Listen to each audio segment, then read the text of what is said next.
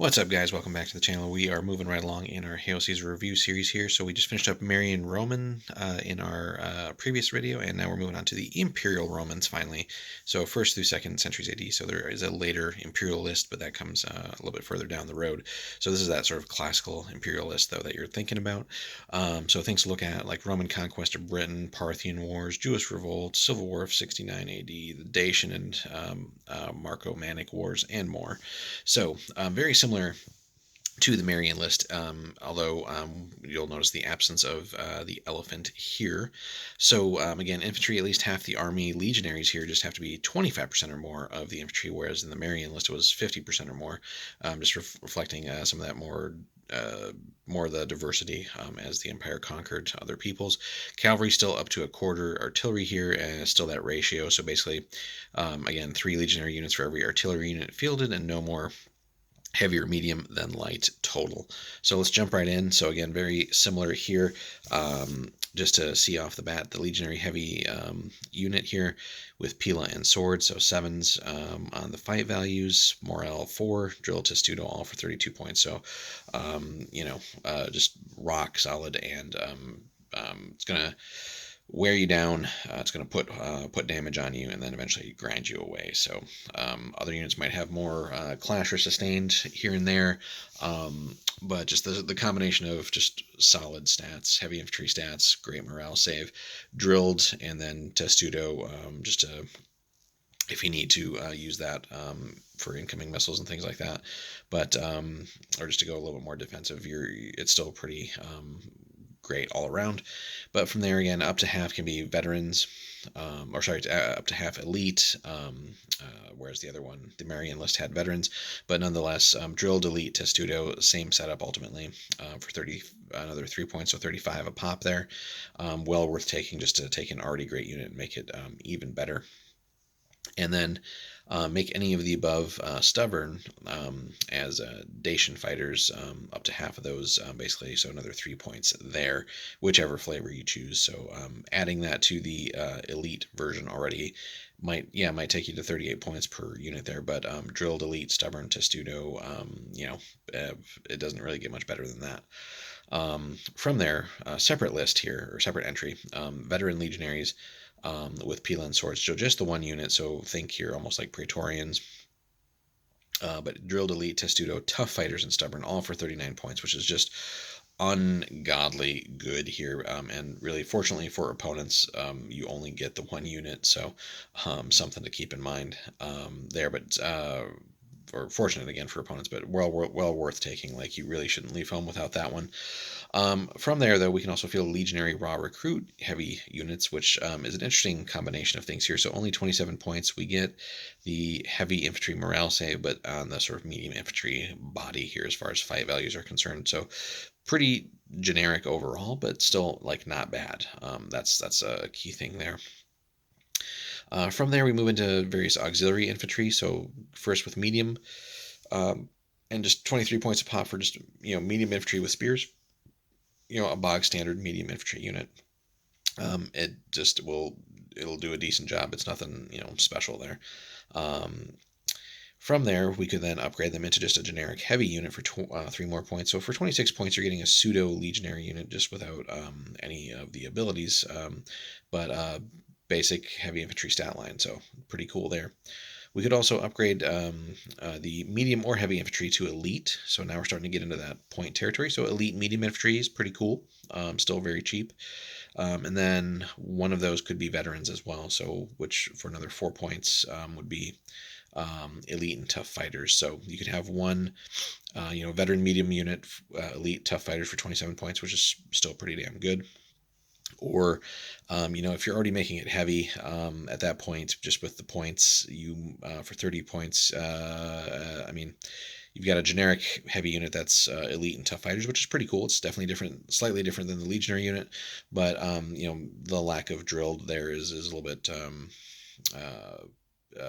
it's not quite the same as your actual legionary unit, but still could be pretty interesting to field various combinations of that.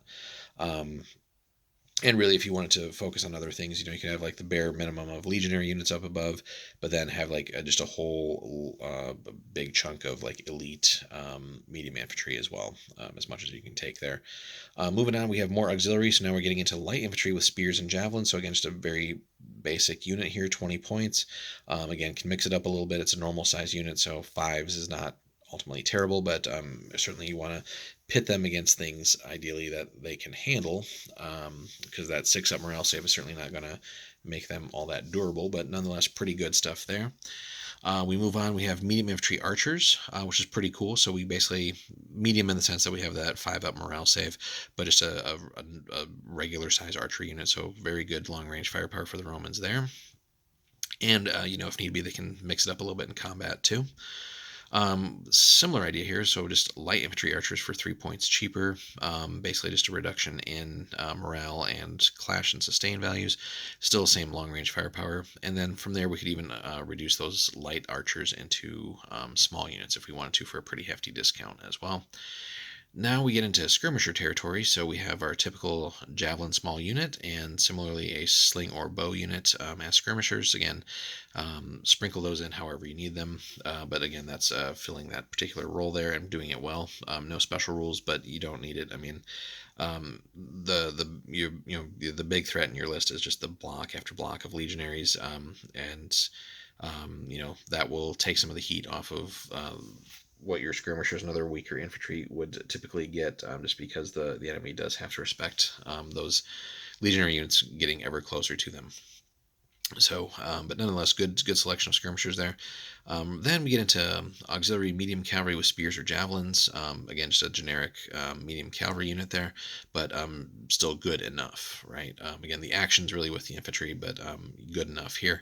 But we could give one unit of those Contos if we wanted to have a little bit more hitting power, but that's for 3 more points. We do have access to auxiliary heavy cavalry with, again, spears and or javelins. Again, pretty typical heavy cavalry line there, although still sort of the medium infantry clash values and everything there. But 28 points there. For 1 extra point, we could make them cataphract, which could be pretty cool as well, just to feel that.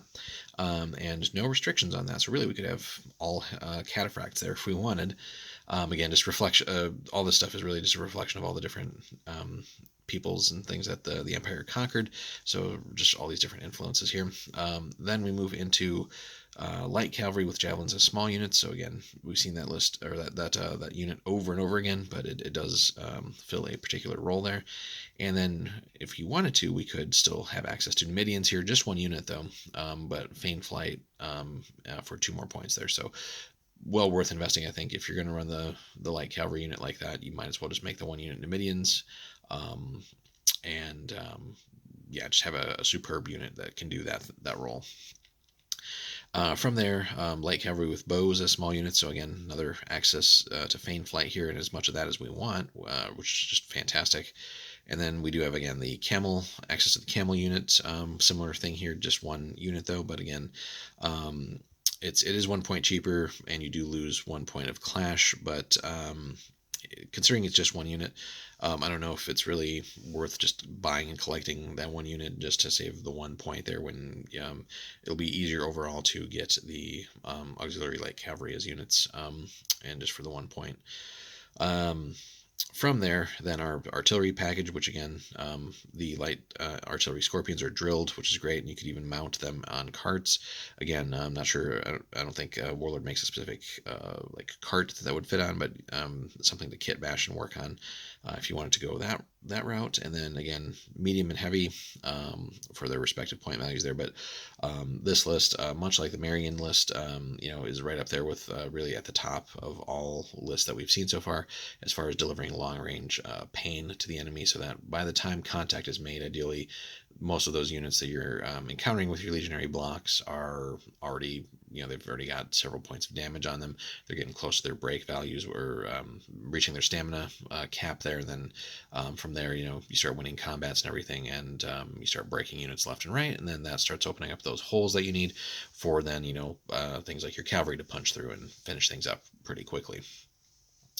And certainly, there's enough firepower between either this list or the Marion list to where if you really wanted to concentrate your firepower, you could probably even just break units with shooting, and open up holes that way, which again the enemy's going to have to start reacting to. And certainly they're, you know, the impetus is on the enemy then to not just sit back, because you're just going to outrange and outshoot them.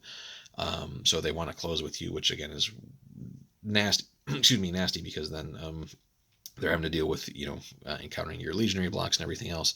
So no matter what, it just puts the enemy in a bad spot if you're doing all that right and sort of forcing them to engage on your terms. And much like the Marion list, so this is all capped off with certainly leadership 8, and then we do have the upgrade there to leadership 9 for the general for 25 points, which again is well worth taking, just so that everything else runs even smoother here. Again, it's not quite as diverse or as long as the Marion list. It is still a 2-pager here, but you still have a lot of moving pieces and a lot of things that you can integrate. Again, it's a really great combined arms list, with, again, great infantry, great cavalry. You got various skirmisher things and lighter units that can harass, and again, just a fantastic artillery package, really the best in the game up to this point. And yeah, this list can do everything. You just have to go in with a smart game plan. Don't overextend. If the enemy's going to be super aggressive, just try to weather that storm, and then your legionary units will do what they do, which is just really outlast people, as long as the dice are rolling average. You're just going to grind enemies down. Very rarely are you going to, unless you're playing like something like a mirror match, or other blocks of heavy infantry, or those types of lists.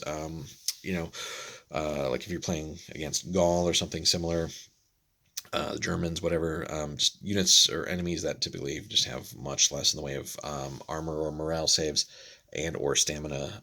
Again, you're just going to put the damage on, grind them down, and then they're just going to start breaking left and right, as long as you weather that storm.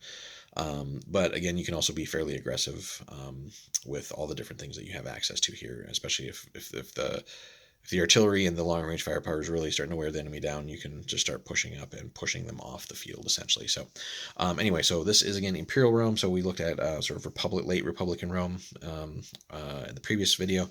Go check that out, guys. But yeah, this is the sort of classical Imperial Roman list that just dominates all over. So let us know, guys, in the comments if you've collected this list, how have they fared for you, and if you're if you've played against them, what successes, if any, have you had, or what anything that has worked well? How have you approached tackling this Imperial Roman list? Be happy to hear from you guys, no matter what your experience has been. What models do you prefer? Do you collect the Warlord ones? Do you get like Victrix for other plastics, or any other metal ranges out there?